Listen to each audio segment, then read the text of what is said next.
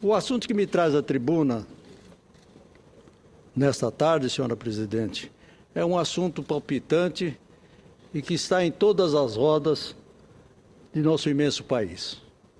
É quase um consenso a necessidade urgente de uma reforma política no Brasil. Tanto que o tema entrou na pauta de prioridades da senhora presidente reeleita. É certo que começou errando, citando a ideia esdrúxula de um plebiscito, sendo forçada a voltar atrás logo em seguida, diante da grita geral do Congresso, da classe política como um todo e dos pensadores e formadores de opinião. Quem tem autoridade para executar a reforma política é o Congresso Nacional. Entendo que a senhora presidente, se quiser fazer uma proposta realmente concreta, deveria mandar um projeto de lei ao Congresso Nacional, com itens bem específicos, pedindo urgência para a votação, e já poderia fazer isso a partir de agora, uma vez que esta configuração do Parlamento é legítima para legislar até 31 de janeiro de 2015. Além do mais, cerca de 2/3 dos parlamentares foram reeleitos. Portanto, não há nenhum problema em iniciar essa discussão, entre aspas, ontem. Só após toda essa tramitação, o povo brasileiro poderia ser consultado por meio de um referendo popular. Eu entendo que esse assunto é primordial. Por exemplo, vejo nos jornais notícias dos endividados das campanhas. De pires na mão, eles pedem ajuda para saldar suas dívidas milionárias. Hoje em dia, entrar na aventura de uma campanha política requer coragem, disposição, uma excelente rede de relacionamentos e recursos, muitos recursos. Quando entrei na política, não era assim. Também já fazem muitos anos, dezenas e dezenas de anos. Fazia-se campanha na base do olho no olho entre o candidato e o cidadão, sem muita pirotecnia. Agora, toda a criatividade de marqueteiros caros, aliada à alta tecnologia, é usada para transformar a realidade em, entre aspas, um país das maravilhas. Ou, por outro lado, para prometer transformar, entre aspas também, o caos em paraíso. Tudo isso tem um custo.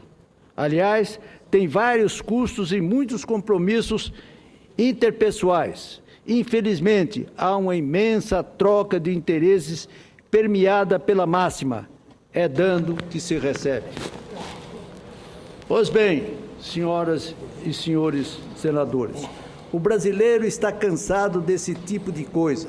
Recuperar com lucro o investimento feito no processo eleitoral é um dos modos que avaliza o contrato superfaturado, a licitação fraudulenta, a porcentagem em cima da liberação de recursos orçamentários e por aí vai. O cientista político Fábio Santos, tido como um dos principais estudiosos do legislativo do país, fez críticas contundentes à forma soldada como a senhora presidente Dilma pretende apresentar a reforma política.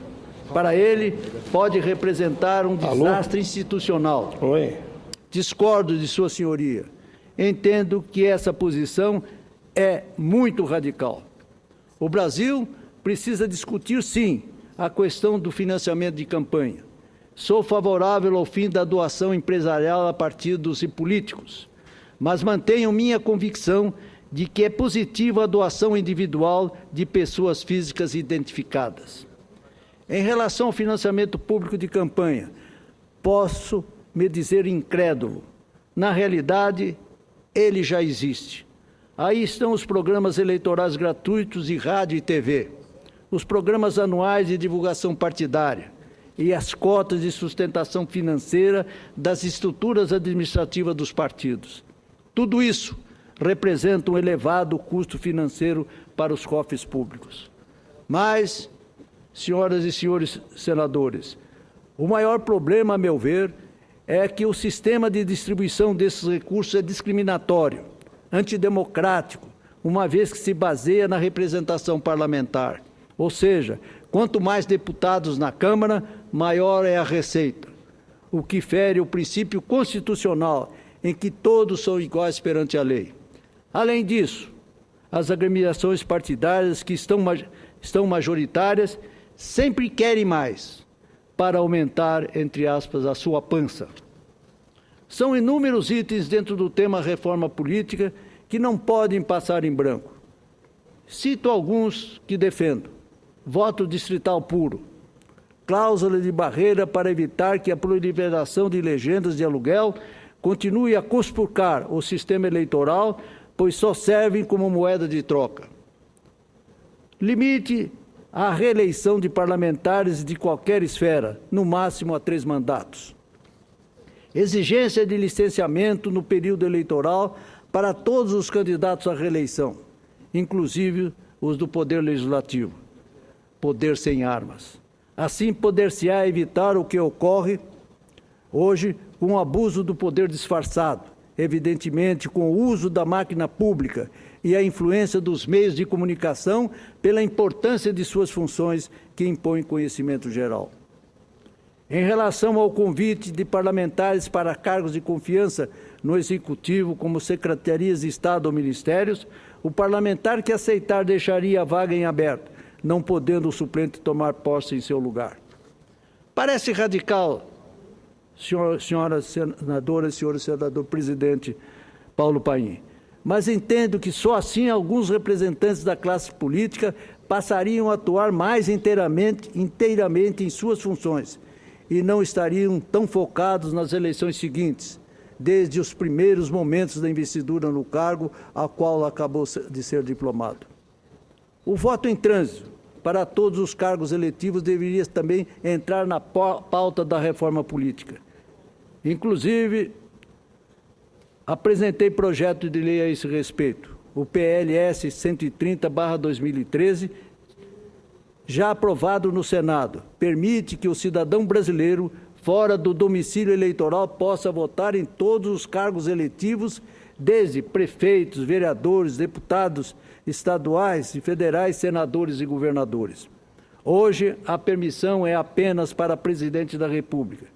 Entendo que a Justiça Eleitoral terá plena capacidade para regulamentar a forma de executar a votação. Até porque a cada eleição vemos uma novidade. A desse ano foi o ponto biométrico. Por que não acreditar que a tecnologia vai continuar avançando a cada ano para permitir o pleno direito do exercício de cidadania no dia do pleito e viabilizar a ampliação do voto em trânsito? É a indagação que deixo à consideração de Vossas Excelências. Outro ponto fundamental é o voto distrital. Ainda como deputado federal constituinte, e mesmo antes, lá pelos idos de 1980, apresentei um projeto de lei que instituiu o voto distrital no Brasil. O relator da proposta na Comissão de Constituição e Justiça, à época, ou seja, 1980, um parlamentar conhecido do Ceará, chamou-me à parte e disse o seguinte, abre aspas, Figueiró, seu projeto é interessante, mas não vai passar jamais. Você acha que eu vou votar em um projeto que me prejudicaria? Foi a indagação dele. Disse com a maior sinceridade.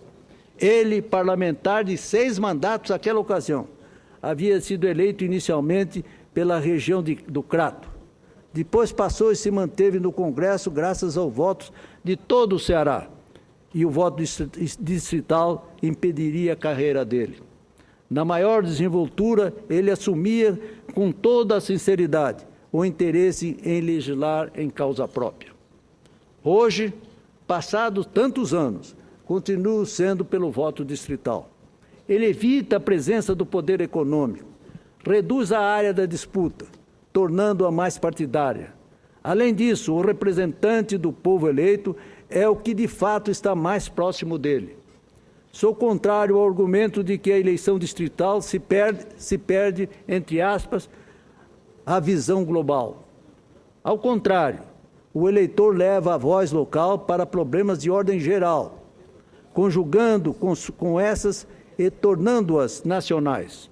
Além disso, pode acompanhar de perto a atuação de seu parlamentar e filtrar melhor suas ideias. Senhor presidente, senador Paulo Paim, também não posso deixar de destacar: é preciso eliminar, entre aspas, a ditadura das cúpulas dos partidos políticos. Digo isso com a experiência de quem convive há mais de meio século nas vivências partidárias, das quais só tenho admiração por duas: a UDN, ressalto, a original de 1945, e o PSDB, pelas suas estruturas doutrinárias inquestionáveis. Refiro-me àquelas cúpulas partidárias que são insistentes e persistentes em manter-se nas posições de comando, e o alvedrio de lideranças fecha as portas ou as deixa entreabertas ao desejo de tantas e tantas vocações de jovens, entre aspas, de todas as idades, que querem efetivamente participar, contribuindo com o fervor do seu entusiasmo. Ocorre que os partidos, com base na lei orgânica atual, fogem à modernidade do tempo em que vivemos. Seus dirigentes têm cisma oligárquica, não permitem a renovação de valores, temem perder o manto. O professor de ética da Unicamp, Roberto Romano, afirmou com propriedade com a qual eu concordo, aspas, as oligarquias mandam nos grandes partidos. Digo eu, não só nos grandes, como nos pequenos, esses à busca de transações inconfessáveis. Controlam tudo, alianças, supostos programas, o cofre ou erário eleitoral, que usam como moeda de troca. Pelas evidências, ninguém poderá discordar do eminente professor que aduz em suas declarações que é preciso impor eleições primárias e mandatos de 2 anos para os dirigentes partidários, sem reeleição. Concordo, discordando apenas quanto à negação da reeleição, desde que seja por apenas uma vez. Isso para que o bom dirigente partidário possa conseguir sedimentar o seu programa de arregimentação do partido. Para finalizar, senhor presidente, senador Paulo Paim, quero parabenizar nesse instante o senador Cristóvão Buarque pelo artigo publicado em O Globo no último sábado,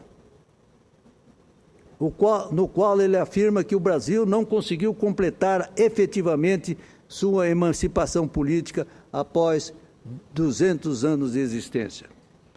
Sua Excelência cita 8 obstáculos. Primeiro, custo das campanhas.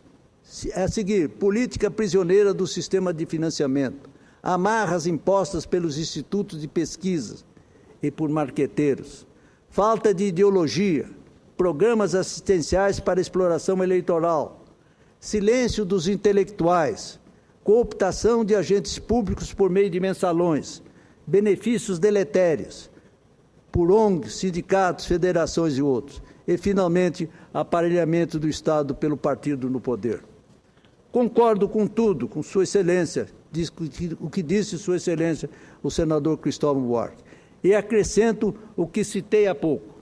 Precisamos combater a ditadura das cúpulas partidárias para arejar a estrutura com uma sistemática e periódica renovação em suas direções, e assim retomar o sentimento de representação partidária pelo povo.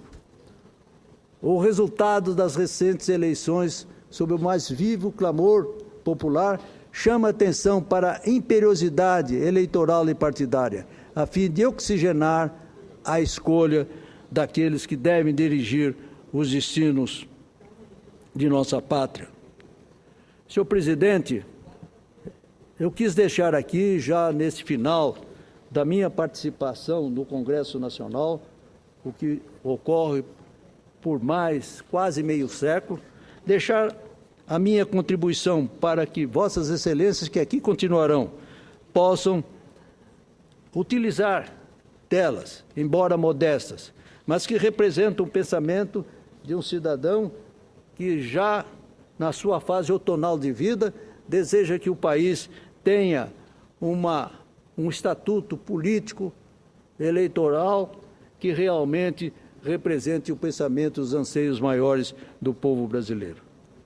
É esse o sentido, senhor presidente, das minhas palavras nesse instante, e agradeço muito a atenção de vossas excelências.